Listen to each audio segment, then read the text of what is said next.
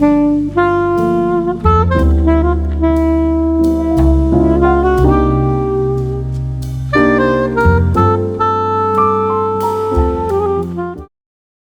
now, the older population is about 16% of the population, and the number is 54 million, and that will nearly double in the next 40 years.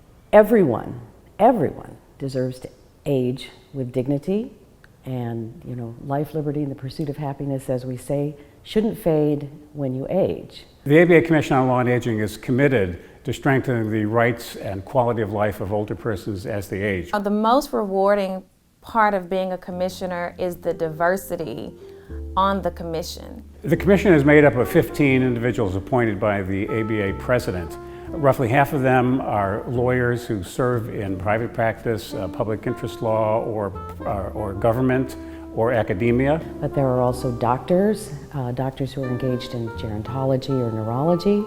There are academics, people who have a history of working with and developing public policy. So it's a diverse group, and its strength is its diversity of expertise and its diversity of perspective. The ABA's Commission on Law and Aging's work not only impacts the attorneys, we impact the people the attorneys serve, and then the greater community who may never even encounter an elder law attorney, because they're shaping and reshaping and making us question what's important to us as a society. And the Commission focuses on that intersection between law, aging, and policy, and that is just unique in Washington and across the country. I think the way we try to operate at the Commission on Law and Aging is to be kind of the leaven in the bread, to reach out to all other disciplines, not just lawyers, and provide the kind of tools and education to empower them to better serve older persons. It's hard to overestimate the value of having a central place where you can go and get information and get help and support in an area of law that is often overlooked. How does the courts, the hospitals, the social service programs, and others work better together to recognize elder abuse and neglect, and then to come forward? And what laws do we need to change, and what things do we need to do within our courts to help older victims feel more at home? So in Pennsylvania, the Supreme Court has really made elder justice a priority and is doing groundbreaking initiatives to change the access to justice world for older people. And the ABA Commission has been really a beacon of information, of expertise, and guidance for the Supreme Court and for all of us who are working with them. One of the most difficult issues we face at the Michigan Elder Justice Initiative, and that lawyers and legal services face all the time with older clients, is that many of our clients have cognitive impairments, and that's a real ethical quagmire. The most thoughtful, practical, helpful materials I've ever seen are the ones that are produced by the Commission on Law and Aging. The resources that the Commission on Law and Aging have developed over the years have always been gold standard. They do a lot of interdisciplinary work, which is vital to any student who wants to learn how to practice elder law ethically.